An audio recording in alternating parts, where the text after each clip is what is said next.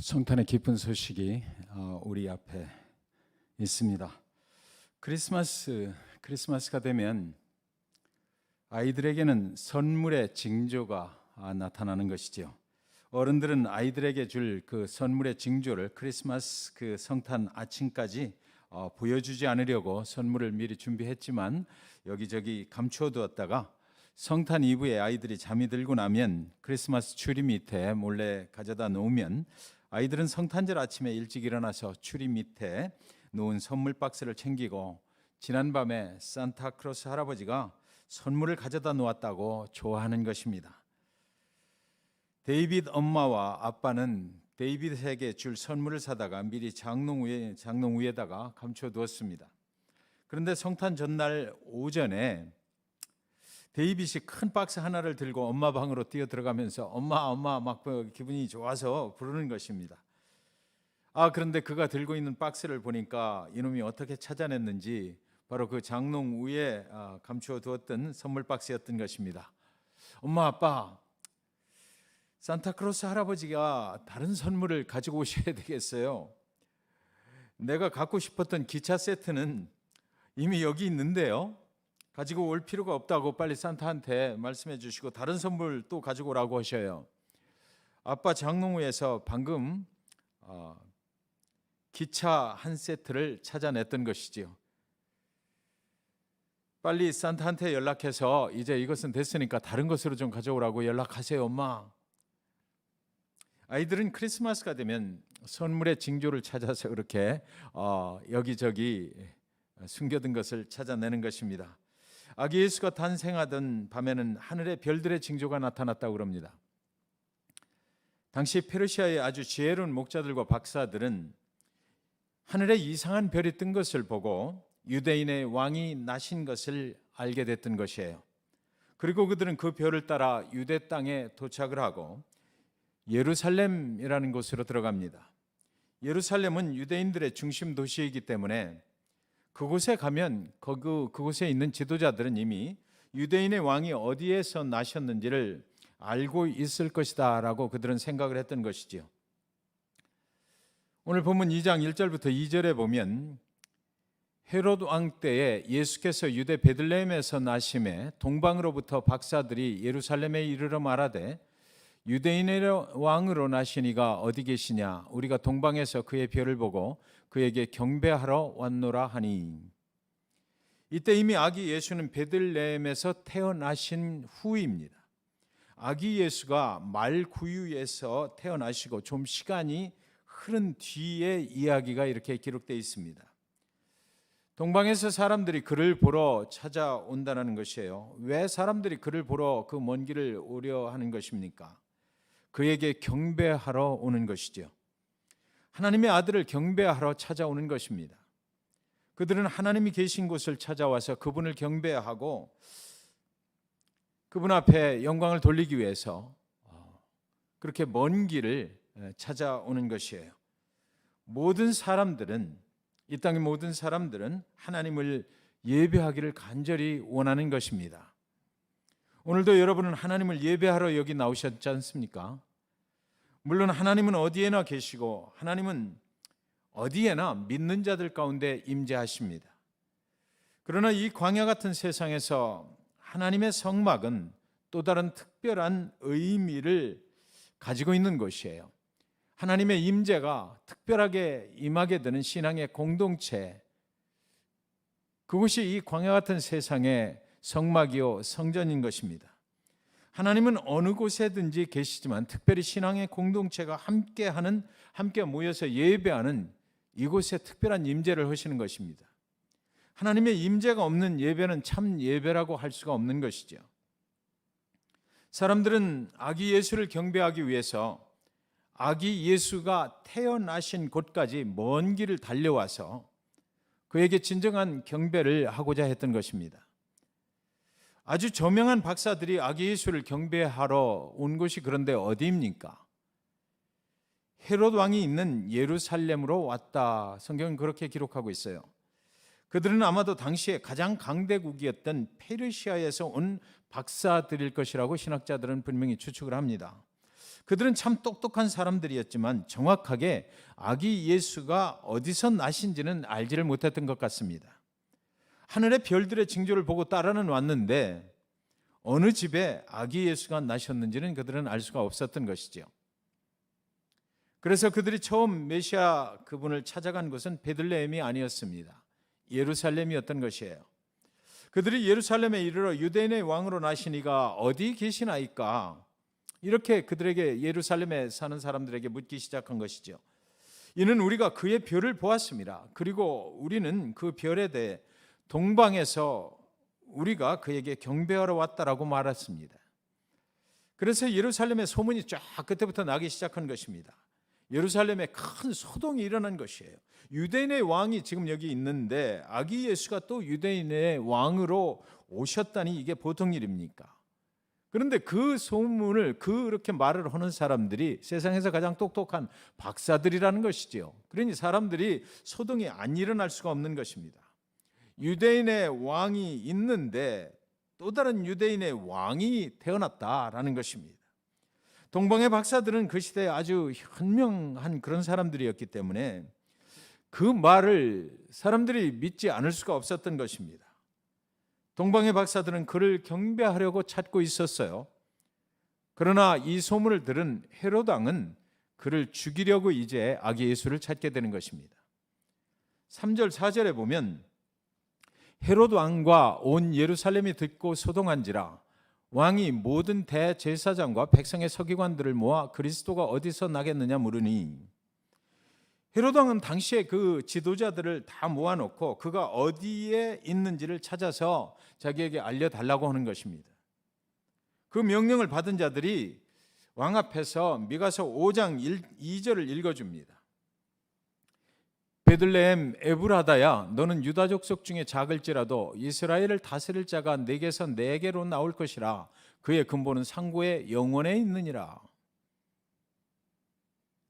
베들레헴 에브라다야 그랬습니다.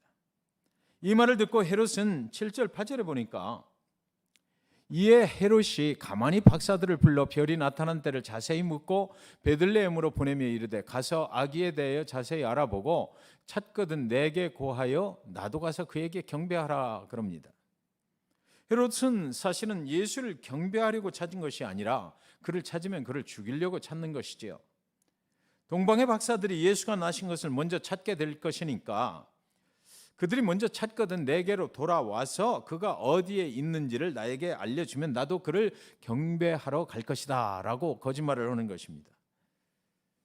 헤롯이 너희들이 이제 그를 찾고 내게로 돌아와서 내게 고하라 한 것은 아기 예수가 나신 것을 발견한 사람들, 그 사람들까지도 그들이 이미 그것을 알고 있게 되니까 다 죽여버리려고 했던 것 같습니다. 이제 동방의 박사들이 별의 움직임을 따라 베들레헴으로 가요. 그리고 별이 멈춘 자리에 그들이 멈춥니다. 아기 예수가 계신 곳에 도착한 그들의 마음이 막 두근두근했을 것입니다. 드디어 유대인의 왕으로 나신 아기 예수를 우리가 경배하게 됐구나. 드디어 만나게 됐구나. 이제 그동안 그렇게도 기다려왔던 메시아를 경배하게 됐구나. 그들의 가슴이 얼마나 뛰었겠습니까? 기대에 부풀었을 것입니다. 아기 예수를 경배하러 올 때 그들이 말을 타고 거기까지 달려온 거리는 약 1000마일이라 되는 그런 먼 길이었다고 합니다. 그들은 아기 예수를 경배하기 위해서 아주 간절한 마음으로 거기까지 달려온 것이에요. 여러분이 하나님을 예배하러 오신 길은 얼마나 먼 길입니까? 얼마나 기쁘고 얼마나 감사하고 얼마나 간절한 마음으로 오늘 아침 이곳에 달려 나오셨나요? 예배 시간에 늦지는 않았나요? 이 시간 온라인에서 예배하시는 성도님들은 이 예배 시간을 얼마나 간절한 마음으로 준비하고 기다리고 계셨습니까? 드디어 아기 예수와 그 어머니가 함께 있는 것을 그들이 보게 됩니다. 아기 예수를 보는 순간 곧장 그분 앞에 엎드립니다. 그분께 경배를 드리는 것이에요. 사랑하는 여러분, 이것이 전심으로 드리는 예배 아니겠습니까? 아기 예수는 조그만 어린 아기일 뿐입니다. 그러나 그분은 하나님이신 것이에요. 하나님의 아들로 이 땅에 오신 메시아이신 것이죠. 죄인을 구원할 구원자이십니다.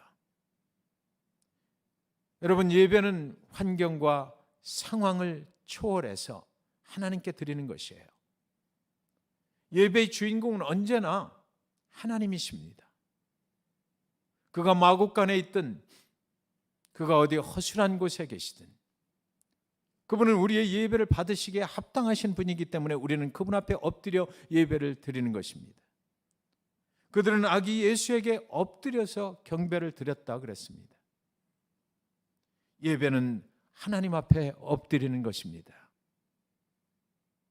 예배는 하나님 앞에 자기 자신을 내려놓는 것입니다. 예배는 나에게 은혜를 베풀어 주소서라고 요청하는 것이 아니라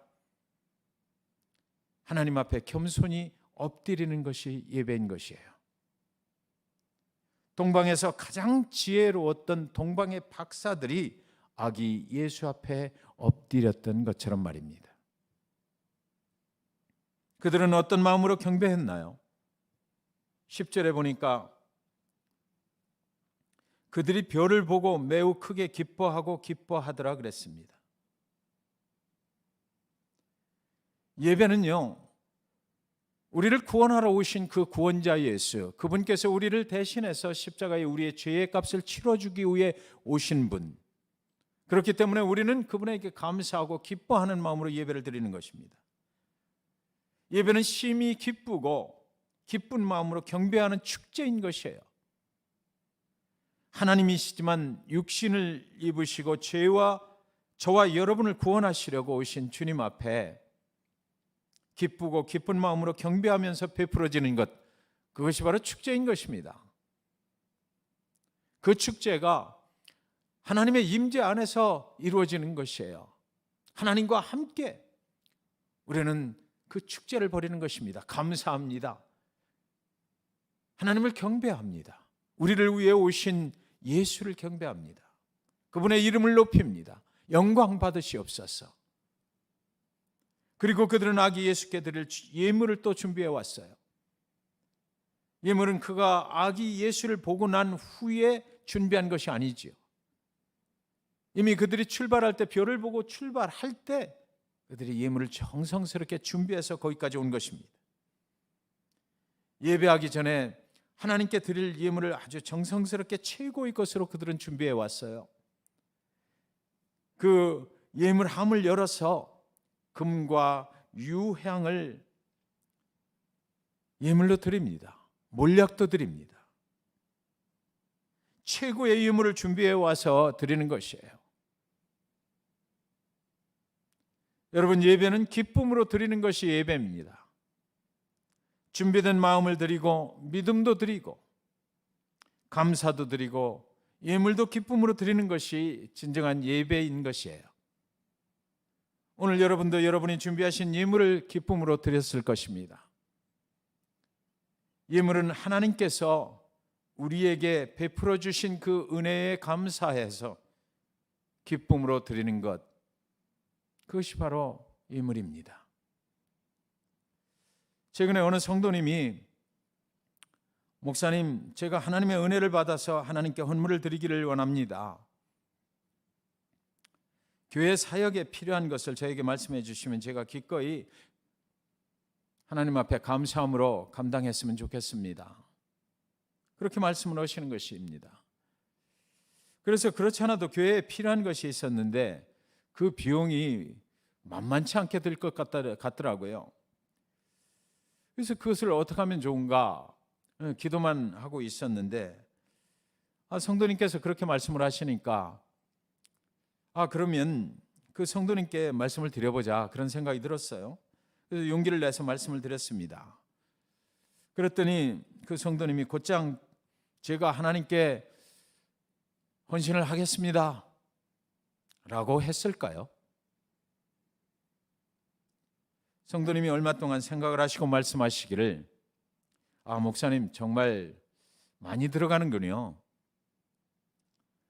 그리고 잠시 후에 그분이 말씀하십니다. 그런데 목사님, 제가 하나님 앞에 감사함으로 드리겠습니다. 적은 거 아니지만 제가 하든 하나님께 드리기로 결단을 했으니까 목사님 그렇게 하십시오. 저에게도 그것은 적은 것은 아니지만 목사님 걱정하지 마세요. 제가 최고의 것으로 꼭 하나님께 한번 드리겠습니다 라고 말씀을 하시더라고요.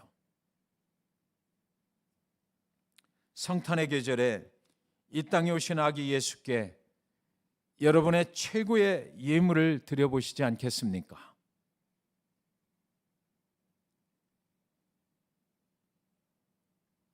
자, 이제 그 일이 어디서 일어났는지를 좀 더 구체적으로 살펴보기를 원합니다. 11절에 보면 집에 들어가 이렇게 시작해요. 집에 들어가 아기와 그의 어머니 마리아가 함께 있는 것을 보고 엎드려 아기께 경배하고 보배합을 열어 황금과 유향과 몰약을 예물로 드리니라. 11절은 분명히 집에 들어가라고 이렇게 기록하고 있습니다. 동방의 박사들이 베들레헴까지 오는데 상당한 시간이 걸렸다는 이야기를 하고 있는 것이죠. 그들은 페르시아에서 나는 아주 좋은 말을 타고 왔을 것이 분명합니다. 그런데 그렇게 좋은 말을 타고 열심히 달려왔는데도 거리가 너무 멀다 보니까 오랜 시간이 걸린 것 같아요. 예수는 더 이상 갓 태어난 아기가 아니고 어린 아기가 되었던 것입니다. 예수는 더 이상 그 말구유에 있지 않은 거예요. 좀 자라난 것입니다. 어디인지는 몰라도 어떤 집에 들어가 있었던 것이라 이렇게 기록하고 있습니다. 그리고 동방의 박사들이 이제 그 집에 들어가게 됐던 것이죠. 그 집에 아기 예수가 들어가 머무는 순간 여러분 그 집안에는 하나님의 임재로 꽉 찬 집이 되었을 것입니다.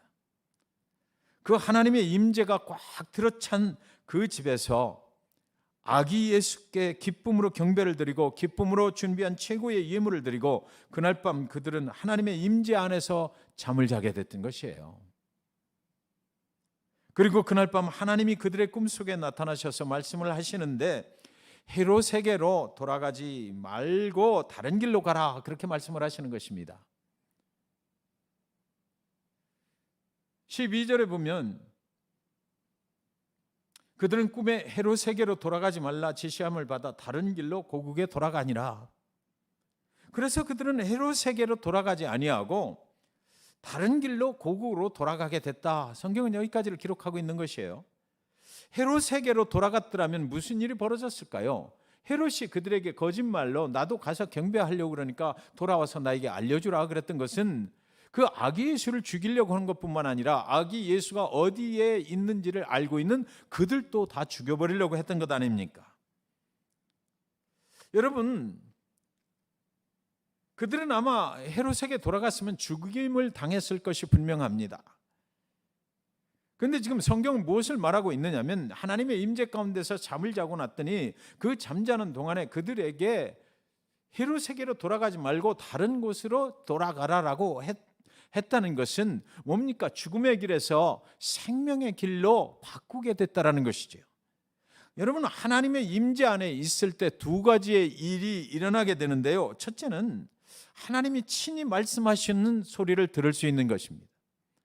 두 번째는 하나님의 말씀하시는 음성을 듣고 그들은 죽음의 길에서 생명의 길로 갈 수 있게 됐다라는 것이죠. 하나님의 임재 안에 있을 때 두 가지 일이 일어납니다. 하나님의 음성을 들을 수가 있어요. 그리고 또 하나님의 그 말씀하시는 그 음성을 들어보면 우리를 죽음의 길로 가고 있던 우리를 생명의 길로 인도해 주시는 그 음성을 듣게 된다는 것입니다. 그래서 우리는 하나님의 임재 안에 있으면 하나님의 음성을 들을 뿐만 아니라 죽음의 길에서 생명의 길로 옮겨가는 그런 인생을 살게 된다는 것이에요. 그래서 하나님의 임재가 있는 곳까지 와서 그들은 하나님을 경배했던 것이죠. 여러분, 동방의 박사들은 아기 예수를 만나기 전에는 예루살렘으로 가서 어떤 사람들에게 물어봤어요. 아기 예수가 유대인의 왕이 나셨다는데 그곳이 어디입니까? 라고 그들은 물어봤습니다. 그랬더니 그 사람들이 성경을 읽어주는 거예요. 미가서 5장 2절 말씀을 읽어줘서 아기 예수가 여기서 났다라고 그들에게 알려주는 것입니다. 무슨 얘기입니까? 동방 박사들이 아기 예수를 직접 만나기 전에 그 하나님의 임재 안에 들어가기 전에는 다른 사람들에게 물어봐야 알 수 있었다라는 것이죠. 그들은 아기 예수가 계신 집으로 들어가기 전에는 다른 사람들에게 무엇이든지 다 물어봐야만 알 수가 있었어요. 그런데 여러분, 그들이 아기 예수가 계신 집에 들어갔을 때, 즉 무슨 말이냐면 하나님의 임재 안에 들어갔을 때 다른 사람들에게 물어볼 필요가 없이 그때부터 하나님의 음성을 직접 들을 수가 있었다라는 것입니다. 여러분, 이게 왜 그렇게 중요한 것입니까? 모세와 이스라엘 백성들이 애굽에서 나올 때 검푸른 홍해 앞에 섰는데 뒤에는 애굽의 군사들이 막 몰려오는 것입니다. 그때 그들은 얼마나 두렵고 혼란스러웠겠습니까? 하나님을 믿고 여기까지 왔는데 결국 이 홍해바다 앞에서 애굽의 병사들에게 우리가 죽임을 당하게 되는 것 아닌가? 하나님의 인도하심으로 거기까지 왔는데 홍해바다에 빠져 죽거나 애굽의 병사들의 칼과 창에 찔려 죽거나 이 둘 중에 하나 당하는 수밖에는 없는 그런 판국에 놓인 것입니다. 그런데 여러분, 그들 중에 유일하게 한 명이요, 하나님의 음성을 들을 수 있는 사람이 있었거든요. 그의 이름이 모세라고 성경은 기록하고 있어요. 하나님이 그에게 친히 말씀하시는 것입니다. 홍해를 향하여 지팡이를 들고 팔을 올려라. 모세는 다만 그 순간 앞으로 어떻게 될지는 전혀 몰라요. 그러나 하나님의 음성이 들려오니까 그 하나님의 음성이 들려온 대로 순종을 하는 것입니다. 그리고 우리가 다 아시는 것처럼 이스라엘은 홍해의 마른 길을 내주신 그 하나님의 도우심으로 마른 길을 통해서 광야로 나오게 된 것이에요. 이런 일이 왜 일어나는 것입니까? 모세에게는 친히 하나님이 임재하셨기 때문이에요. 하나님의 음성을 그는 들을 수 있었기 때문입니다. 하나님의 음성을 들으면 생명의 길로 가는 길이 열린단 말이죠. 하나님의 음성을 들을 수 있는 지도자 모세가 있었기에 이스라엘 온 백성이 홍해를 마른 땅으로 건너서 생명의 길로 나올 수가 있었던 것 아니겠느냐고요. 그때 마침 모세가 그곳에 없었더라면 하나님은 누구에게 말씀을 하실 수 있었겠습니까? 누가 그곳에서 하나님의 음성을 들을 수 있었겠습니까? 모세라는 지도자가 있었기 때문에 하나님과 친히 말씀할 수 있는, 하나님의 음성을 들을 수 있는 그 모세, 하나님의 임재 속에 항상 있는 모세, 하나님이 선택하신 모세가 거기 있었기 때문에 하나님은 그 모세를 통해서 이스라엘 백성들을 광야의 구원의 길로 나오게 인도하실 수 있었던 것입니다.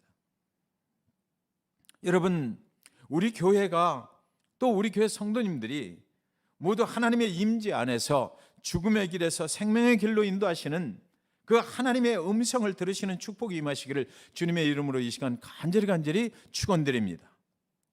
동방의 박사들은 예수님을 경배하기 전에는 다른 사람들에게 성경의 말씀을 물어야만 했어요.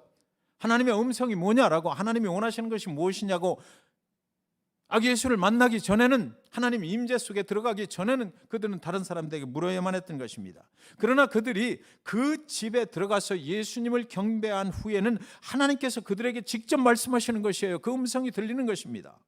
우리가 하나님의 임재 안에서 그분을 경배할 때 하나님의 음성을 직접 듣게 되는 것, 구약의 사무엘이 하나님의 성전에서 잠을 자다가 사무엘아 사무엘아 부르시는 그 하나님의 음성을 직접 들었던 것과 똑같은 것입니다. 아주 유명한 화가가 몇 년 동안 공들인 작품을 드디어 완성을 했습니다. 예술가들은 그 작품 하나를 완성을 하기 위해서 몇 년 동안 집에 갇혀서 거기에 이렇게 집중을 하지 않습니까?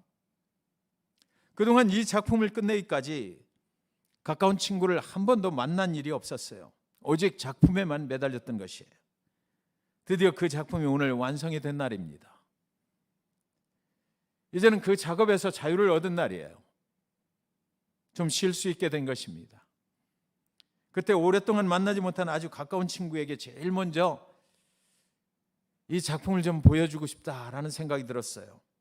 그래서 친구에게 전화를 했습니다. 지금 당장 올 수 있겠니? 내 작품 하나가 이제 끝을 냈다.